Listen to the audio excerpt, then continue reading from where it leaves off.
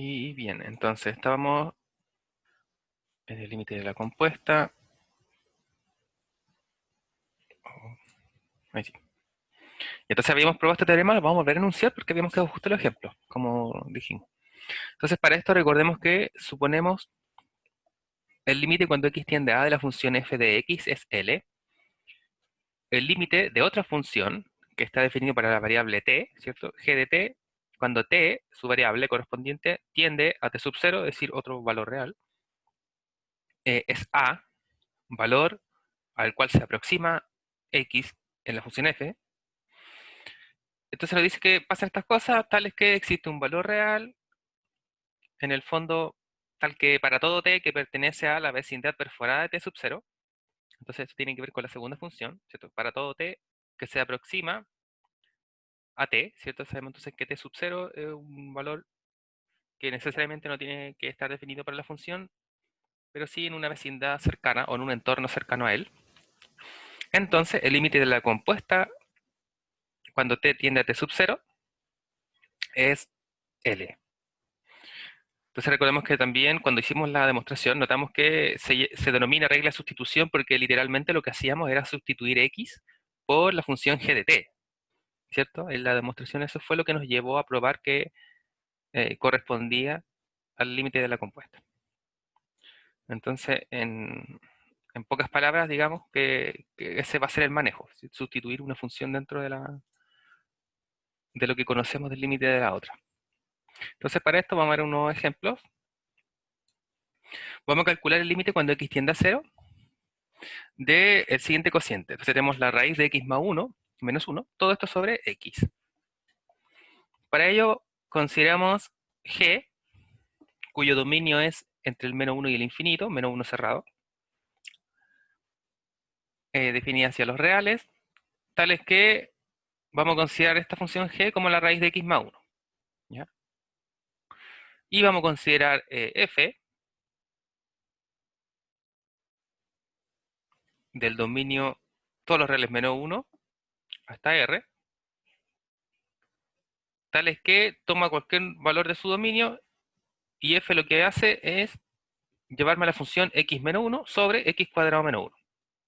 Entonces, ahora, si se dan cuenta, la función de acá finalmente lo que estamos haciendo, tenemos una función y lo que nosotros hacemos es buscar dos funciones que al componerlas nos resulte la función dada. Entonces, eso se puede construir mediante un montón de funciones, ¿cierto? Porque uno podría escoger quizá otro tipo de función. Digamos, la forma más sencilla sería que alguien dijera solo el numerador es una, la otra es el denominador, supongamos, o uno partido x, ¿cierto? Es una, entonces uno al componer inmediatamente se arma la función requerida, ¿cierto? Ahora, recordemos que habían cosas que nos pedían, ¿cierto? Que el límite de una fuese el valor al cual tiende la otra. Entonces, ojo con esa situación. Entonces, en este caso, esta función definida, si nos damos cuenta, al componer g con f, ¿cierto? Vamos a tener, justamente donde está el x, vamos a tener la raíz de x más 1, así que nos va a dar el numerador, y en el denominador se nos va a simplificar, por llamarlo de alguna forma, la raíz, ¿cierto? Se nos va a reducir la raíz, nos va a quedar x más 1 menos 1, se reduce lo 1, nos va a quedar x, ¿cierto? Es decir, nos va a quedar la función de arriba, finalmente. Para eso, además, notemos que el límite cuando x tiende a 0 de la función g de x es 1. Entonces, ¿qué pasa con la función f? La función f tenemos que precisar que el límite cuando x tiende a 1, ¿cierto? Porque recordemos que, bueno, vamos a volver un poquito atrás para ver el teorema anterior. Entonces, precisemos. Tenemos f, ¿cierto? No hemos armado f, o en este caso g, están llamadas de la misma manera en el ejemplo anterior, si se dieron cuenta. Entonces, esta era la raíz, ¿cierto? Y cuando teníamos el límite cuando este tiende a t sub 0, ahora, ojo con estos parámetros, el t a t sub 0 son los mismos de la compuesta, ¿cierto? Entonces, como nuestro ejercicio nos decía que era cuando x tiende a 0, el límite cuando x tiende a 0 de la función g tiene que ser un cierto número al cual vamos a relacionar el límite de la otra función f, ¿cierto? Cuando x tiende a este límite de la de acá. Entonces, como nosotros vimos en el ejemplo, el límite de g nos daba 1, por lo tanto tenemos que tomar el límite cuando x tiende a 1 de la función f. ¿Ya? Entonces, en el paso de acá, ahora volvemos a mirar y nos damos cuenta que cumple las condiciones que necesitamos. Entonces, como la función, es decir, la compuesta nuestra, es cuando x tiende a 0, lo que en el teorema decía cuando t tiende a t sub 0, el límite de la función g cuando t tiende a t sub 0, es decir, nuevamente cuando x tiende a 0 es 1, y este sería nuestro a. Entonces, el límite de la función f de x cuando x tiende a tiene que ser x cuando tiende a 1, ¿cierto? Bueno, así lo determinamos. Entonces, este es un cociente, por lo tanto, aquí podemos factorizar, ¿cierto?, el denominador. Simplificar con el x menos 1, nos queda 1 sobre x más 1. En este caso tenemos una función racional, evaluamos, no hay problema, tenemos un medio. Es decir, este es nuestro L, ¿cierto? Entonces, como ya cumplimos las condiciones de las compuestas, cada uno de los límites va donde tenía que ir, entonces por este teorema, el límite de la compuesta es L. ¿Ya? Entonces ahí se damos cuenta precisa, el límite de la compuesta es, bueno, aquí expresamente el límite de la compuesta, como conocemos el límite de G, ¿cierto? Aquí está la sustitución con respecto a la segunda función y nos queda que es L. Entonces, para una compuesta lo que basta es precisar las hipótesis, ¿ya? Que sería entonces ver, desarmamos estas dos funciones y nos damos cuenta que la función g es el valor al cual se aproxima la función f, ¿cierto? Y cumpliendo todo eso, obtenemos el valor. Como observación, el teorema anterior se usa habitualmente en la forma de un cambio de variable o de sustitución. Entonces lo que uno hace, la función g de x le llama a una otra variable. En este caso, supongamos, vamos a llamar con la letra u a la función g de x. Entonces, si u tiende a un valor a, como límite, ¿cierto? El límite, bla, bla, bla, de u tiende a a, si solo si x tiende a b. Y el límite de la compuesta, cuando x tiende a b, va a ser el límite cuando u tiende a de la función f evaluado en u. Entonces, esto es como lo que hicimos nosotros en la demostración, ¿cierto? Sustituimos algo y nos cambiaba los valores tanto del límite como de la evaluación. Entonces, en un ejemplo, en el ejemplo anterior, en vez de llamar g de x, uno llama u, por ejemplo, ¿cierto? Como una sustitución simplemente. U, la raíz cuadrada de x más 1. Entonces, si el límite de esta u tiende a 1, si solo si x tiende a 0, en el fondo lo que está escrito acá es lo mismo que decía cuando el límite, cuando x tiende a 0, de la función x raíz de x más 1 es 1, ¿cierto? Esto es exactamente lo mismo, solo que está escrito con un reemplazo o un cambio de variable. Entonces notemos que aquí al despejar esta cosa, ¿cierto? Si elevamos aquí al cuadrado y luego despejamos con respecto a x, que x es u cuadrado menos 1. Entonces, como el x y el u cuadrado menos 1, vamos a hacer la sustitución de los x y de los u cuando corresponda. Entonces, si nuestra función es esta, creo que no se ve la manito, ¿cierto? O el dedito tampoco, el mouse, digo. En ese caso me parece que tengo que compartir todo, porque a veces quiero resaltarlo, así que voy a volver a compartir. Mejor. Sí. Ya, ahí sí entonces quizás se puede ver. Em, entonces tenemos la función, ¿cierto? El límite cuando x tiende a 0 de nuestra función, y lo que hacemos es sustituir. Entonces, como u es la raíz de x más 1, vamos a sustituir toda la raíz por u, entonces nos va a quedar u menos 1. X tiende a 0, y como vimos, x tiende a 0 sí, solo si u tiende a 1, entonces vamos a reemplazar el x tiende a 0 por u tiende a 1, y su denominador que x, vimos acá que al despejar nos queda que es u cuadrado menos 1, u cuadrado menos 1. Y tomamos el límite de esta función. Entonces, y tal como lo hicimos en la segunda parte del ejemplo anterior, escrito con funciones fg, el denominador lo podemos factorizar, ¿cierto? Porque tenemos ahí una suma por su diferencia. Simplificamos el u menos 1, nos queda solo 1 sobre u más 1, y aquí podemos fácilmente tomar el límite cuando u tiende a 1, y nos da exactamente el mismo resultado. ¿Ya?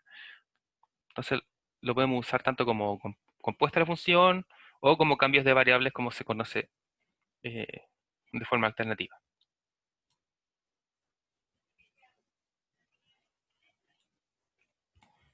Entonces, como ejemplo,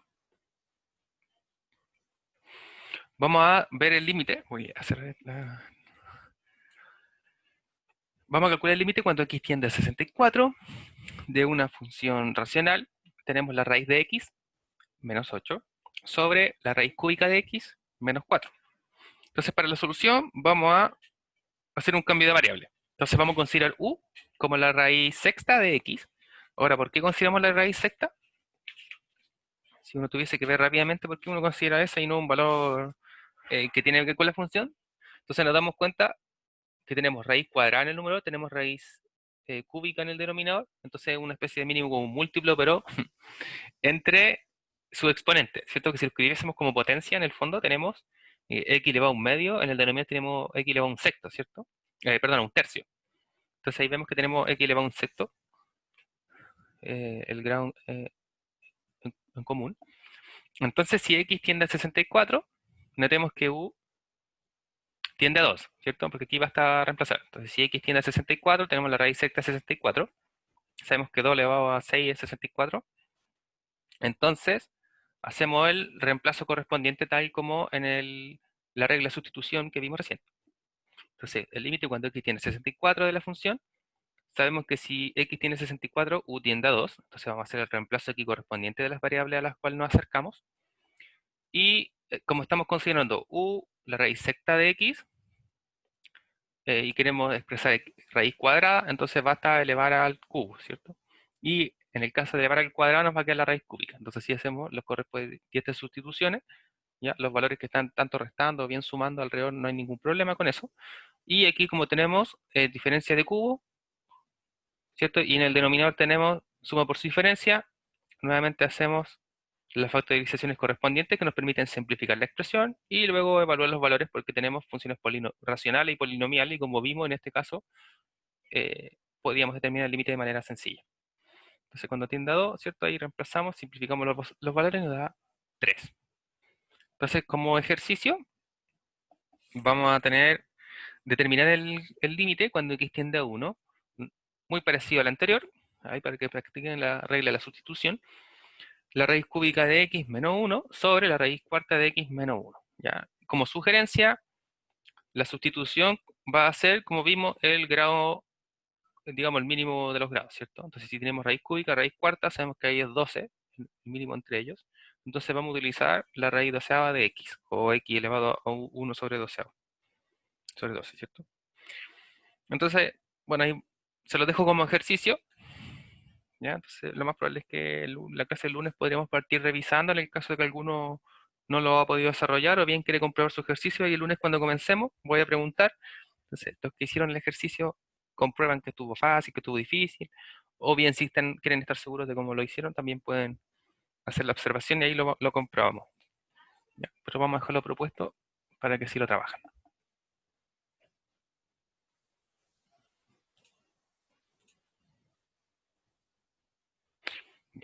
Y vamos a ver el teorema del acotamiento, el teorema del sándwich, el cual la prueba o su demostración se omite nuevamente porque se aleja un poco de los parámetros del curso. De todas maneras, si alguien tiene las ganas de querer ver de dónde aparece la demostración, se recomienda ver el apéndice del Thomas, ya que generalmente ahí vienen todas las demostraciones que se saltan en los capítulos del libro por la misma razón.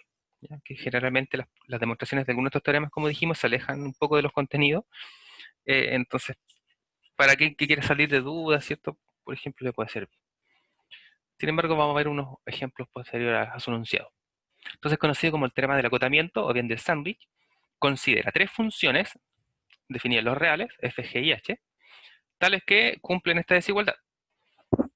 Entonces tenemos que la función g de x es mayor o igual que la función f de x, que a su vez es mayor o igual que la función h de x. ¿Ya? Para todo x en una vecindad de C, sin necesariamente incluir a C. Entonces decir esto x es la vecindad perforada de C, y que lo que nos permite establecer este teorema es que si sucede todo esto, y además tenemos que el límite de las dos funciones de ambos extremos es el mismo, es decir, es L, cuando x tiende a C, entonces notemos que el límite cuando x tiende a C de h de x es L, que es el mismo del límite cuando x tiende al mismo punto de la función g de x. Entonces, el límite cuando x tiende al mismo valor C de la función f, que es la que está en el medio de la desigualdad, también existe y es igual a L. ¿Ya? Por eso se llama teorema del sándwich. Entonces lo podemos ver en esta ilustración. Tenemos la función f, tenemos la función g, tenemos la función h, ahí de cada uno de los colores distintos, y nos estamos aproximando al valor c, ¿sí? En el cual sabemos que su límite de las otras dos funciones es L, y por teorema también. Entonces ahí notamos claramente por qué se llama sándwich, ¿cierto? Entonces, el hecho de que tengamos este orden, estas tres funciones, ¿cierto? G era mayor que f y mayor que h a su vez. Entonces, el límite de f está entre g y h. Por lo tanto, si en un punto el límite de g y de h son iguales, el límite de f no tiene otra opción que también ser igual. Entonces, este límite es bastante importante también porque para funciones un poco difíciles nos sirve bastante. Podemos hallar, conocer el límite de una función que sea menor o que sea mayor que esta función un poco difícil, de las cuales sí es posible o sí es más sencillo calcular su límite, ¿ya? Y esto nos va a facilitar muchas veces eh, determinar el límite de una función o de una composición, digamos, un poco más lograda, por llamarlo de alguna manera.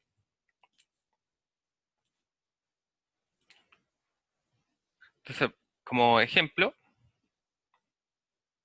vamos a calcular el límite de esta función racional, x cuadrado, todo sobre 3x cuadrado menos 2x más seno de pi x.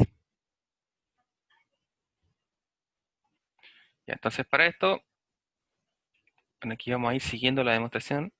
Sin embargo, hay algunas observaciones que debemos hacer entre medio. Entonces, para esto, vamos a conseguir la herramienta del lápiz, por si acaso.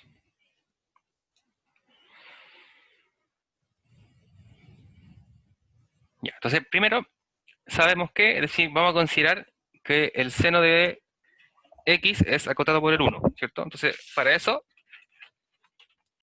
vamos a recordar que la generalización de esta propiedad de acá era que el valor absoluto de seno de x es menor o igual que 1, ¿cierto? Para cualquier x en el dominio del seno. Y ahora sabemos que el dominio del seno, ¿cuál es? R, ¿cierto? Vamos a poner de D. Y cuando es valor absoluto, lo que significa es que el seno de x está entre menos 1 y 1, ¿cierto? Entonces, si ahora cambiamos x por pi, por un múltiplo de pi respecto a x, esta cosa sigue estando acotada por el 1, nuevamente. ¿Ya? Entonces, vamos a seguir considerando esta cosa. Y lo que vamos a querer hacer es armarnos esta función con el objetivo de determinar el límite de ambas desigualdades, ¿cierto? De ambos extremos. Entonces, partiendo de esta desigualdad que sabemos que es verdadera según la cota del seno, entonces, ¿qué vamos a sumar? Lo que queremos armar primero es nuestro término del denominador, ¿ya? Entonces, como ya tenemos el seno de pi x, lo que nos falta es sumar 3x cuadrado menos 2x. Entonces, si sumamos este término algebraico a toda la expresión, es decir, a los tres lados de la desigualdad, obtenemos el segundo paso. Es decir, obtenemos 3x cuadrado menos 2x menos 1, menor o igual que la expresión del denominador, menor o igual que 3x cuadrado menos 2x más 1. ¿Sí? Entonces, decir aquí, lo que hicimos fue sumar esta expresión. En el fondo, aquí, ¿cierto? Aquí dijimos más 3x cuadrado, perdón, menos 2x. Entonces lo sumamos tanto aquí, lo sumamos acá y lo sumamos acá. Y ahí nos dio esta expresión. Bien, entonces, como tenemos la expresión del denominador, pero nosotros lo que queremos es tener justamente que esto esté en su denominador, ¿cierto? Para eso utilizamos propiedad de los reales. Entonces, recordemos que para los reales, si teníamos esta desigualdad, vamos a colocar una nube aquí, como que estamos recordando. ¿Qué era lo que sucedía aquí? Si queríamos determinar el orden de las inversas, cambiaba, ¿cierto?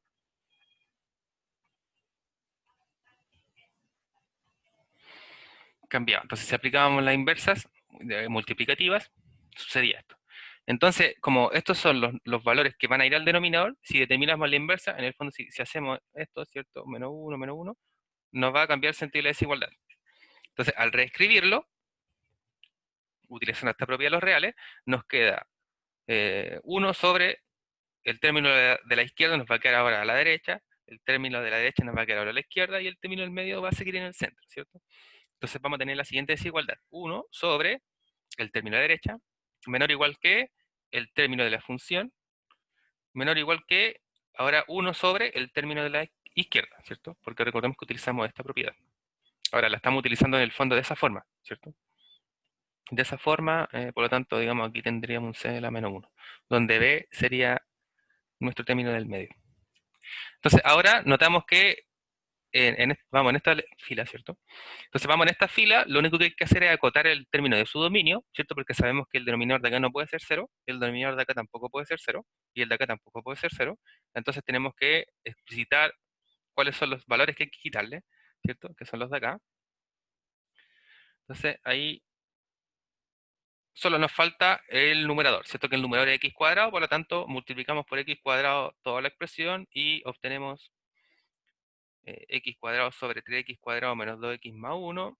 Obtenemos en el centro justamente la expresión de nuestra función, que era lo que queríamos buscar, y esto es menor o igual que x cuadrado 3x cuadrado menos 2x menos 1, ¿cierto? Y aquí con las correspondientes restricciones que llevan sus denominadores, ¿cierto? Entonces recordemos que para estas restricciones que hay que hacer, igualar esto a 0, igualar esto a 0, igualar esto a 0 y ver cuáles valores le quitamos para que esta expresión esté bien definida.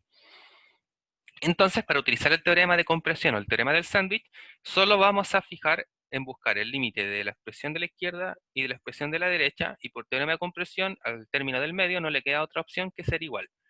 Entonces, como queremos el límite cuando x tiende a 0, vamos a ver el límite cuando x tiende a 0 de esta expresión, el límite cuando x tiende a 0 de esta expresión. Y si son iguales, ahí está listo.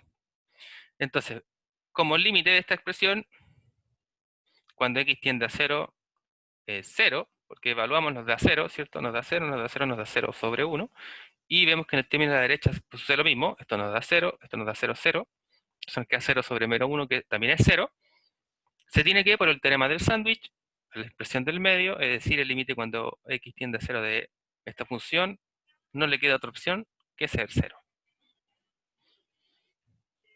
Entonces, para utilizar este término, ¿qué sería lo más complejo? Construir la función que tenemos que buscar en base a alguna desigualdad que conozcamos o alguna cota que ya sea estudiada. Entonces, generalmente para las funciones trigonométricas eso sucede bien, exceptuando si tenemos ya alguna restricción de su dominio.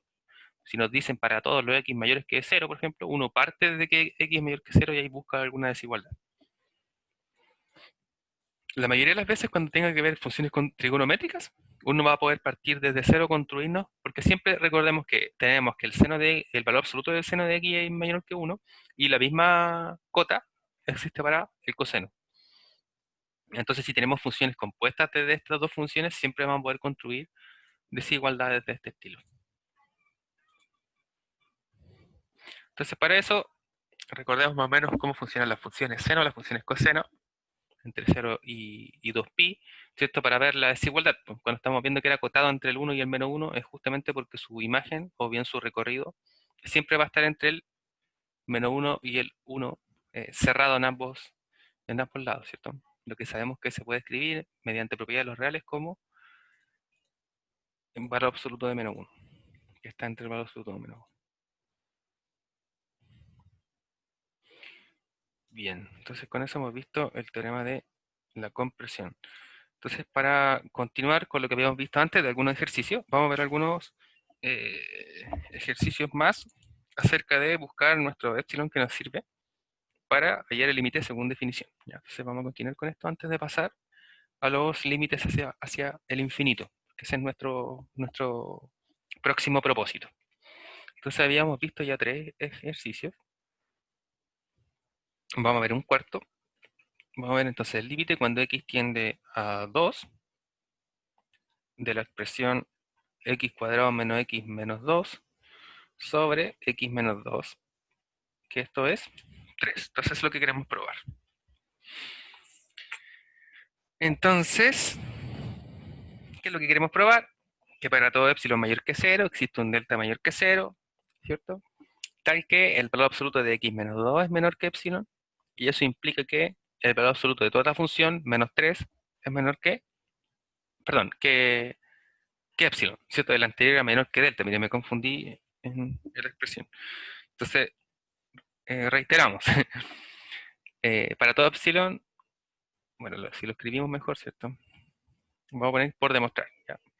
PD por demostrar que para todo epsilon mayor que 0 existe un delta mayor que 0, tal que el valor absoluto de x menos al valor al cual nos aproximamos es menor que delta, ahí sí, es la parte que me confundí en delante. Valor absoluto de toda la función menos el límite, esto es un valor absoluto, por si queda muy chueco, menor que epsilon, ¿cierto? Eso es lo que queremos probar. Entonces, ¿en qué consiste el trabajo? El trabajo consiste en hallar este delta. Entonces, para eso uno hace, bueno, hasta ahora era la forma en la que estamos probando, pero generalmente a eso uno le llama el trabajo previo, que es buscar en base a esta desigualdad cuál sería el delta apropiado y luego reescribir exactamente esto, porque ya sabemos que encontramos el delta apropiado tal que se cumple esta definición, ¿ya? Y eso es lo que prueba, en otras palabras, el límite. Generalmente uno nunca reescribe esta expresión porque ya encontrando el delta uno sabe que por definición, esta mismo, es solo reescribir exactamente esto, ¿ya? Por eso uno coloca por demostrar, porque es lo que queremos en realidad buscar. Y entonces, en nuestro trabajo previo, que generalmente nosotros partimos diciendo notemos que, o veamos que, no sé, algo así. Entonces, notemos que y trabajamos esta expresión, ¿cierto? Para poder trabajar y encontrar una desigualdad establecida en base a esto. Ya, entonces, aquí, ¿qué es lo que vamos a tener?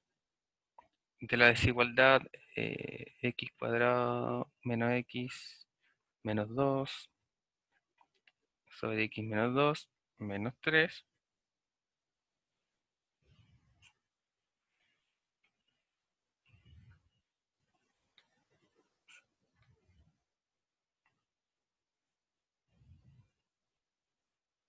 Entonces, acá lo que tenemos que hacer es, bueno, reducir esta expresión simplemente.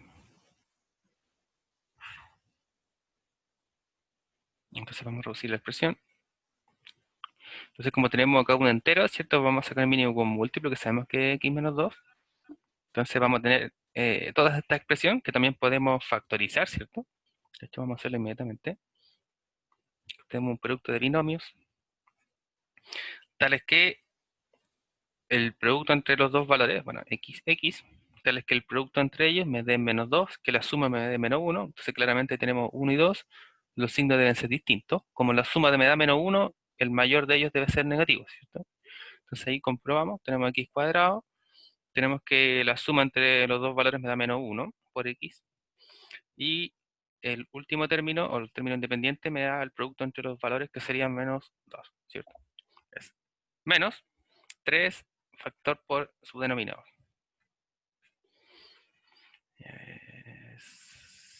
Bueno, vamos a continuar hacia allá, entonces, hacia bajito mejor. Entonces aquí tenemos x menos 2.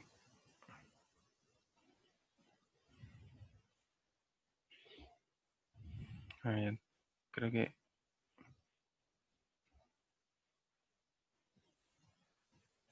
que aquí valía la pena desarmar después el término, ¿no?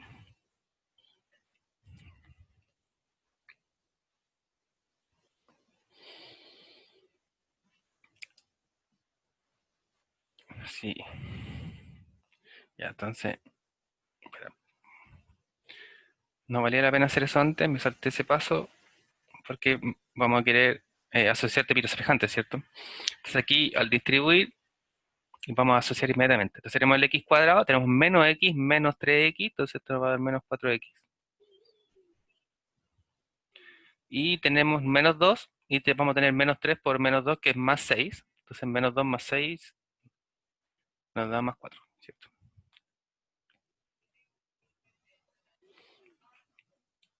Ahí sí. Y ahí este término sí vamos a tener que buscar aquellos valores. Entonces en este caso es un cuadrado directo, ¿no? Sí. Entonces notamos que el denominador nos queda x menos 2, el de acá es cuadrado de binomio directamente, ¿cierto? X menos 2 todo al cuadrado. Entonces vamos a poder simplificar. Entonces, el término en realidad nos va a quedar x menos 2. Oh, perdón. ¿Sí? Nos queda x menos 2. Entonces, como sabíamos que esta expresión era menor que epsilon, finalmente lo que obtenemos es que esto es menor que epsilon, ¿cierto? Oh, perdón. Menor que epsilon. Entonces aquí no quedó ningún factor. Entonces recordemos que si aquí nos quedaba 2 factor de esta cosa, ese 2 pasaba dividiendo y finalmente este es el valor que nosotros queremos obtener, porque si notamos lo que queremos hallar es justamente un término con respecto a el valor absoluto de x menos 2, que es la misma cota que obtuvimos. Entonces para esto solo basta tomar delta igual a epsilon.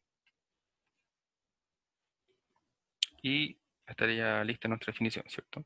Entonces luego, para no reescribir el por demostrar, vamos a decir que si dado epsilon mayor que 0, escogemos delta mayor a igual a epsilon, perdón, se tiene lo requerido, vamos a decir, requerido.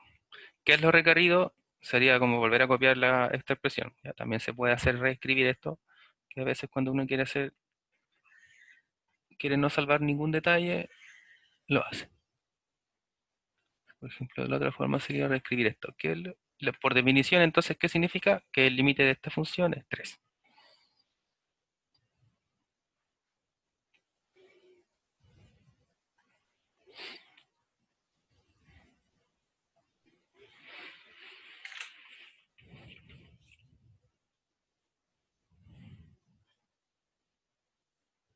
Ya, entonces vamos a ver un otro ejemplo,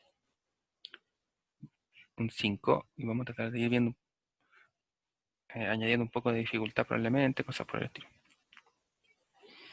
Entonces, tenemos el límite, que probar que cuando el límite de x tiende a 2, de la expresión x sobre x más 1 es 2 tercios.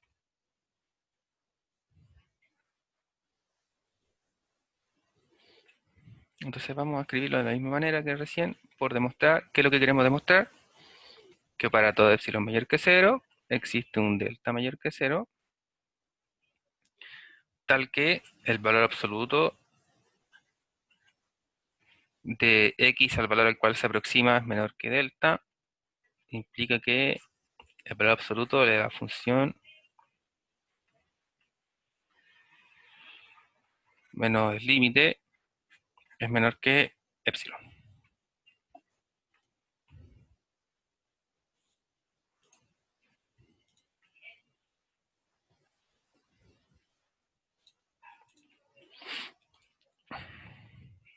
Entonces, notando del mismo estilo, consideramos primero la expresión de la derecha para buscar cuál sería nuestro delta apropiado.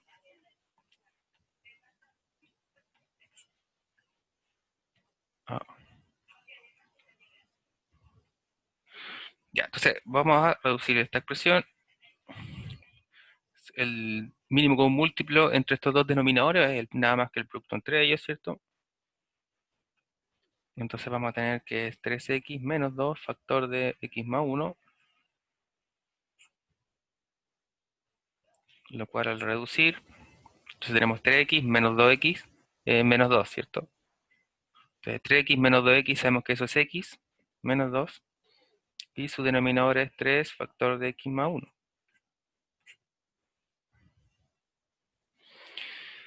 Bien, entonces sabemos que esta cosa es menor que epsilon nomás, ¿cierto?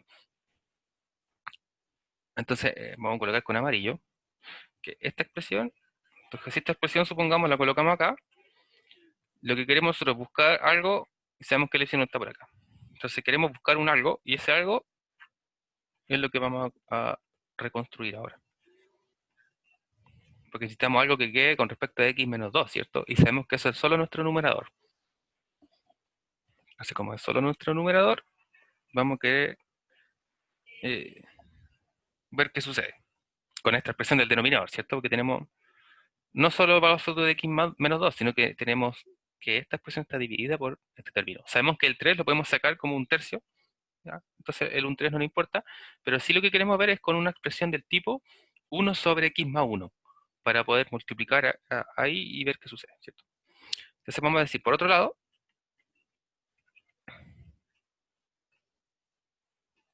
como, como x tiende a 2, lo cual significa, vamos a decir, hay que aclarar que esto significa tomando x cerca del 2, ¿cierto? Entonces, tenemos que x está entre 1 y 3 y empezamos a armar nuestra desigualdad con respecto al denominador. Entonces, como tenemos que queremos buscar algo con x más 1, vamos a sumar 1, entonces es decir, estos dos, x más 1, menor que 3 más 1, que es 4. Y nuevamente ocupamos esa propiedad de los reales con respecto al inverso.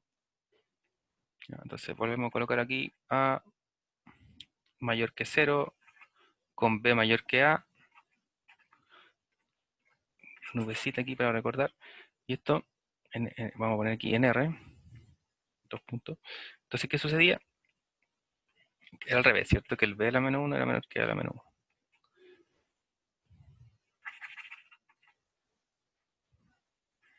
Vamos a poner ahí. Entonces, para todo A, B, en R. Pasa esta cosa, ¿cierto? Ahora, a veces para no aprenderse de memoria esta propiedad, uno también lo puede entender con que, como el inverso multiplicativo es que yo estoy dividiendo por este valor, si B es más grande que A y yo divido por un valor más grande, obtengo algo más pequeño, ¿cierto? Entonces eso claramente quiere decir que el inverso multiplicativo de un valor muy grande va a ser más pequeño. Así como, digamos, de forma intuitiva uno lo puede entender de esa manera también. Entonces, sumamos aquí uno entre medio de toda esta desigualdad, entonces obtuvimos 2 menor perdón, que x más 1 menor que 4, y nuevamente aplicamos lo del inverso multiplicativo. Esto significa que tengo el inverso multiplicativo del mayor de ellos, que es un cuarto. Esto es menor que el inverso multiplicativo de x más 1, perdón. Y esto a su vez es menor que un medio. Entonces este es el término que nos falta. Entonces vamos a colocar aquí con amarillo, porque amarillo habíamos dicho lo que nos faltaba, ¿cierto? Entonces esto, por lo que le falta, vamos a decir así, ¿ya? Entonces, ¿qué quiere decir por lo que le falta? Que esto es lo que lo que tenemos que relacionar allá. Entonces, por lo tanto,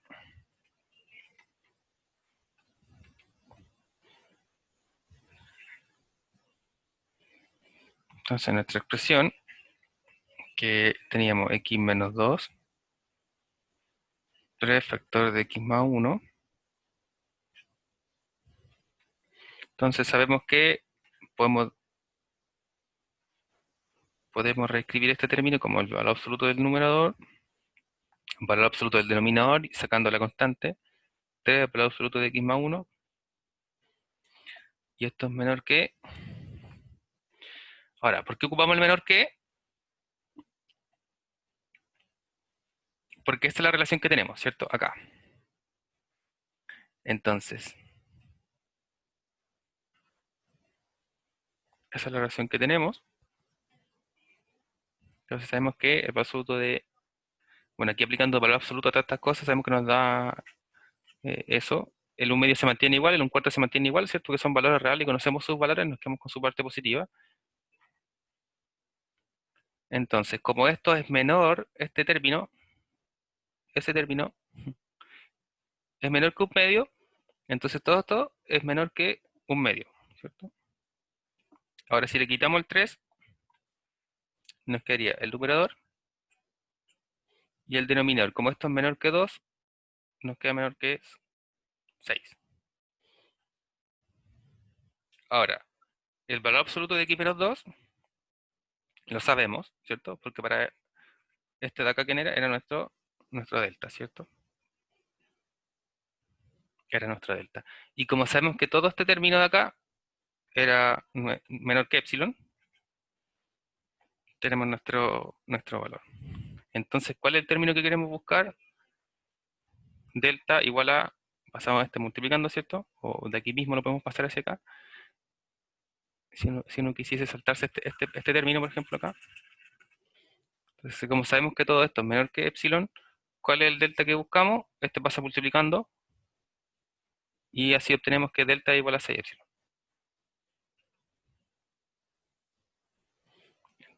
Entonces,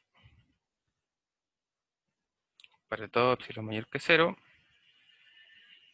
escogemos, y entonces reescribimos esto, Entonces este es nuestro delta, pero como tenemos 6 epsilon, entonces delta no va a ser igual a epsilon.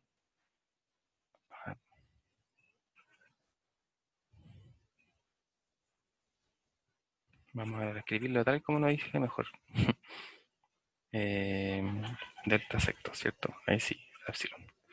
Entonces nuestro delta es 6 epsilon. Y ahí se tiene nuevamente lo requerido, entonces ahí uno lo que hace es reescribir esto, ¿cierto?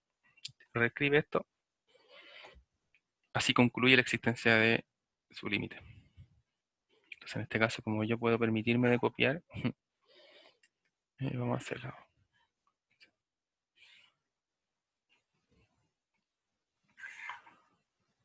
Listo. Ay, además lo copié mal.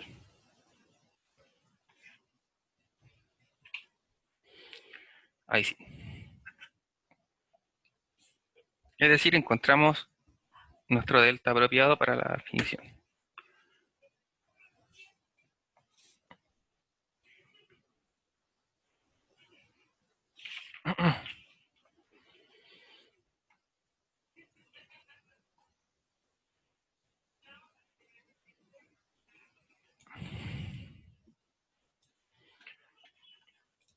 Ya vamos a ver, porque me acuerdo que habían quedado muchos ejercicios propuestos al final de la clase anterior, ¿cierto? No sé si alcanzarán a mirar, a copiar o escribir alguno de ellos.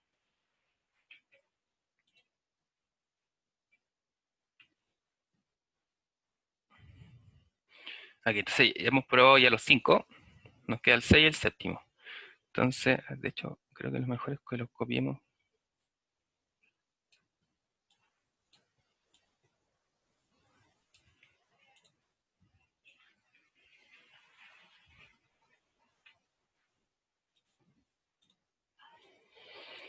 Y entonces el 6, como ahí alguien ya me había adelantado, que esa era la definición de derivada, ¿cierto?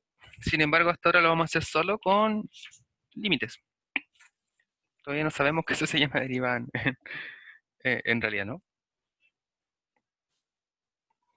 Y entonces vamos a considerar la función g de h dada por f de x más h menos f de x todo sobre h, donde f es una función lineal, ¿cierto? Mx más b, recordemos esa es la ecuación de la recta, con m distinto de 0, y lo que queremos calcular el límite cuando h tiende a 0 de la función g evaluada en h.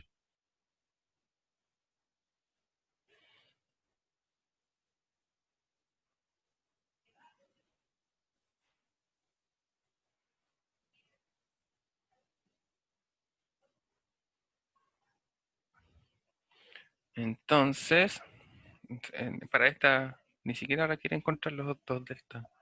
Se puede hacer solo evaluando la función. Entonces, tenemos que el límite cuando h tiende a 0 de g de h es el límite cuando h tiende a 0 de f de x más h menos f de x sobre h.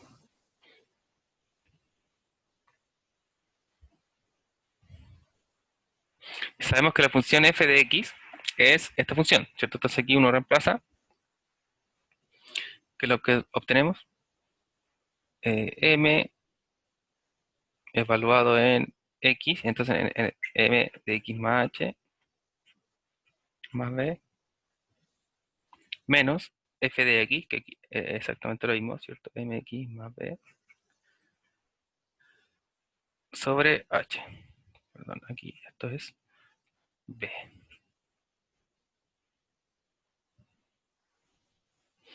Y esto sería nuevamente el límite cuando h tiende a 0 de toda esta expresión.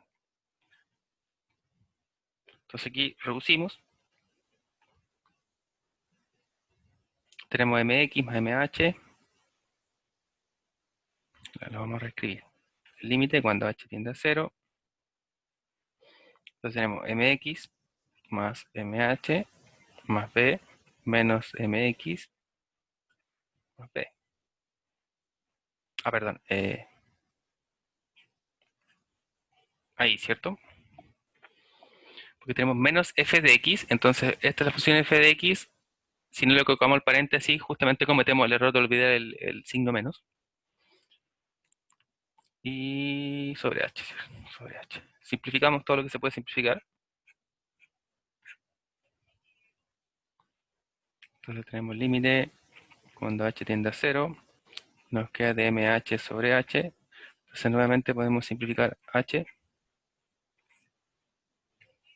Esto es el límite cuando h tiende a 0 de m. Y como m es constante, sabemos que el límite de la constante es la constante. Entonces el límite cuando h tiende a 0 de la función g de balón h es simplemente m. Es decir, la pendiente. La pendiente de la ecuación de la recta, ¿no?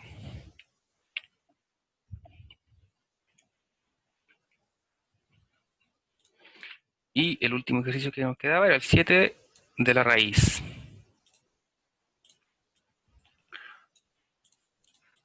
Entonces para este tenemos límite cuando x tiende a de la raíz cuadrada de x es la raíz cuadrada de a. Entonces como tenemos raíces cuadradas tenemos que considerar dos casos. Sabemos que el dominio de la raíz, bueno, tenemos que sea positivo estricto o bien que sea cero, ¿cierto? Que puede ser mayor o igual que cero, en este caso a. Entonces para eso basta considerar esos dos casos. ¿Y por qué basta considerar los casos distintos? Porque cuando tengamos la desigualdad, recordemos que eso va al interior de un valor absoluto. Entonces ahí va a importar. En el caso de igual a cero va a ser más o menos directo, ¿cierto? Sin embargo, para el caso de mayor estricto que cero, vamos a notar que es distinto el delta a escoger.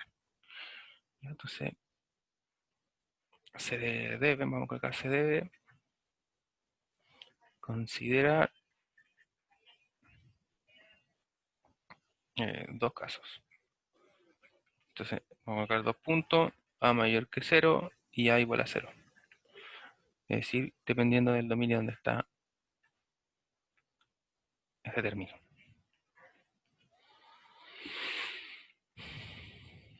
Entonces, para el caso mayor que cero, entonces, para cualquier x positivo, tal que la diferencia entre las raíces lo podemos reexpresar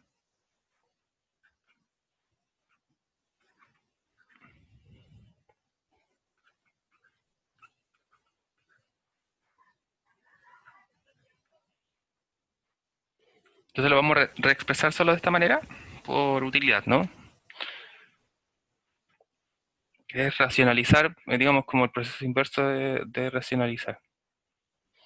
Entonces vamos pero este es más. Y acá tenemos suma por su diferencia, entonces tenemos x menos a. Ahí sí. Entonces sabemos que cualquier término, la diferencia entre la raíz de x y la raíz de a lo podemos reexpresar como x menos a sobre raíz de x más raíz de a. ¿Ok? Por, por el tipo de cancellatividad, en realidad que es más o menos lo que uno desea. Entonces, como lo puedo expresar de esa manera, entonces el valor absoluto de la raíz de x menos la raíz de a, ¿cierto? Que va a ser la diferencia de los límites, lo vamos a poder expresar como el valor absoluto de x menos a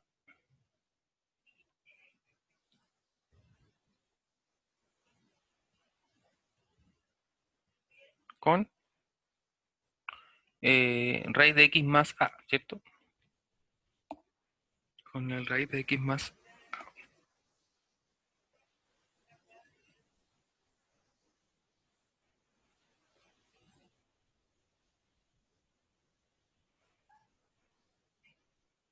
Ahora, para este caso, uno lo que tiene que considerar aquí es cancelar ese x, el de la raíz de x,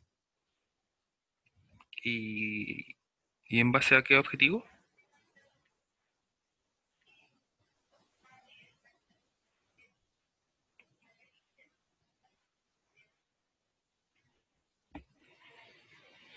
Nuevamente por el hecho de las desigualdades, ¿cierto?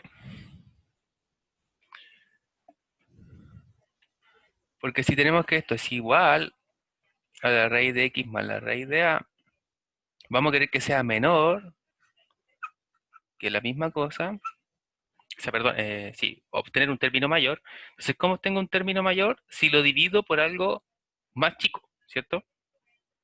Entonces, por ejemplo, vamos a ver por aquí como números simplemente. Si yo tengo un medio, bueno, sabemos que este un medio es como uno más uno, ¿no? En el fondo, ¿no? Entonces, si es uno más uno y yo le quito uno de esos unos del denominador, me va a quedar uno sobre uno, que sabemos que este es uno que es mayor que un medio. Entonces, en el fondo, en vez de un medio, estamos viendo como eso, ¿cierto? ¿Y por qué? Porque si yo le quito uno de acá, significa que lo estoy dividiendo por algo menor, y si divido un término por algo menor, lo que obtengo es más grande, ¿sí? Y como lo que queremos es que esto sea menor que un epsilon, si yo le quito este término, lo que obtengo acá es mayor. Entonces, si le quito este término, me voy a quedar solo con raíz de a. ¿Y cuál es la gracia de esto? Que el valor absoluto de x menos a, perdón, por la definición de arriba, ¿cierto? Porque tenemos límite cuando x tiende a, sabemos que eso es menor que delta, ¿cierto? Ahí no estamos el por demostrar no lo escribimos, pero como siempre es lo mismo, sabemos que acá arriba hay un delta y acá abajo tenemos raíz de a, porque a es un número real.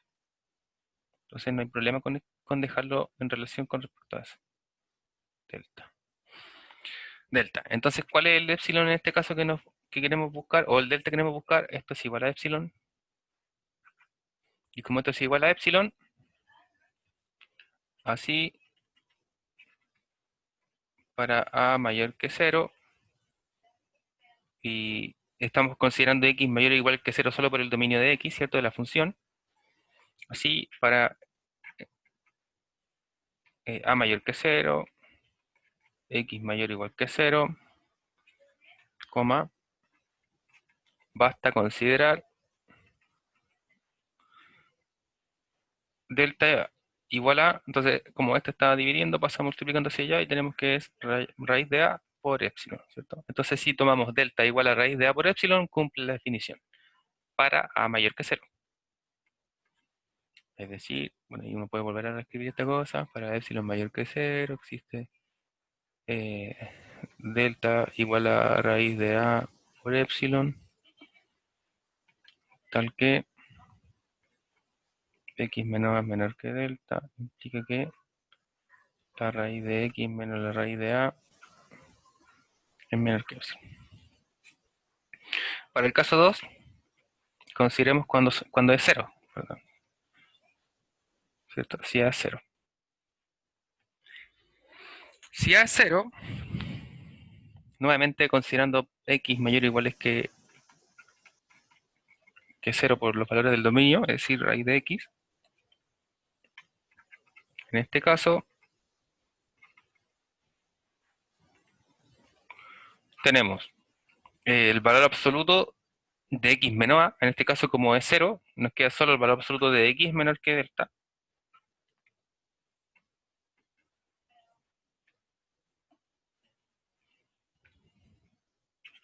Y veamos en este caso,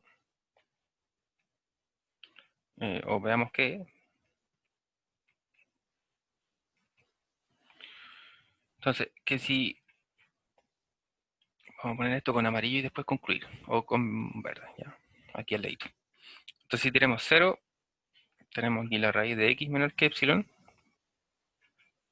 ¿cierto? Porque lo que queremos llegar en el fondo para este caso es lo mismo de acá, solo que si consideramos a igual a cero, sabemos que la raíz de a sería la raíz de cero, que también es cero, entonces aquí obtendríamos el valor absoluto de la raíz de x menor que epsilon simplemente, ¿cierto? Que sería más o menos esto. Digamos tanto con epsilon positivo como con epsilon negativo. Entonces para obtener valor absoluto de x, si le vamos al cuadrado en esta desigualdad a todo, ¿ya? Si le vamos al cuadrado, ¿qué es lo que sucede? Nos quería el valor absoluto de x, ¿cierto? Porque recordemos nuevamente que a raíz cuadrado, si el cuadrado estaba arriba, esto era el valor absoluto de a, ¿cierto? Si el cuadrado estaba dentro o no. Tenemos valor absoluto menor que epsilon cuadrado. Por lo tanto, veamos que si... perdón. Que si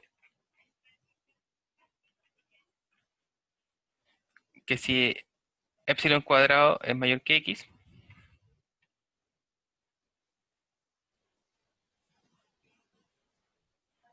Entonces, para todo epsilon mayor que cero, escogemos delta igual a epsilon cuadrado y se tiene lo pedido, que sería nuevamente la expresión de acá, ¿cierto? La diferencia es que me quedaría solo para absoluto, solo para absoluto.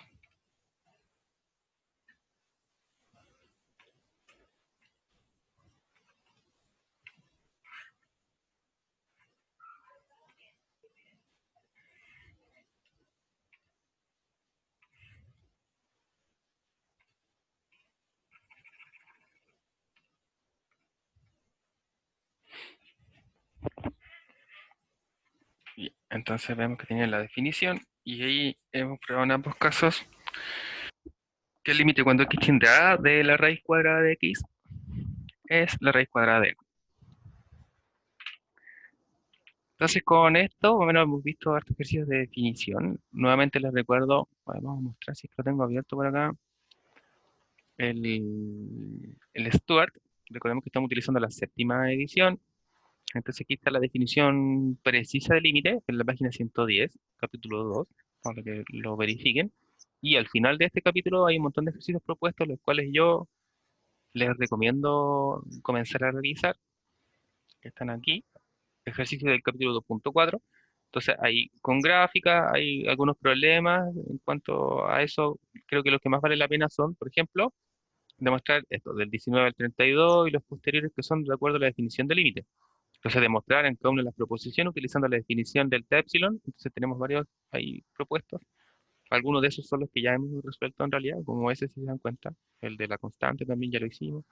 Entonces ahí los que ya lo hicimos, en el caso de que a usted le conviene reescribirlo, lo hace. En el caso de que quiera ver uno parecido para comprobar utilizando los que hizo, también lo puede hacer perfectamente. Pero la idea es que lo vaya practicando para al menos apropiarse de la definición formal de límite, ¿vale? Ahí se les dejan los ejercicios de la página 117 del Stuart, ya que recordemos también está disponible en el Classroom.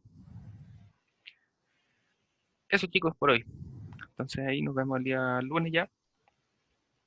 Así si les queda alguna duda, alguna consulta,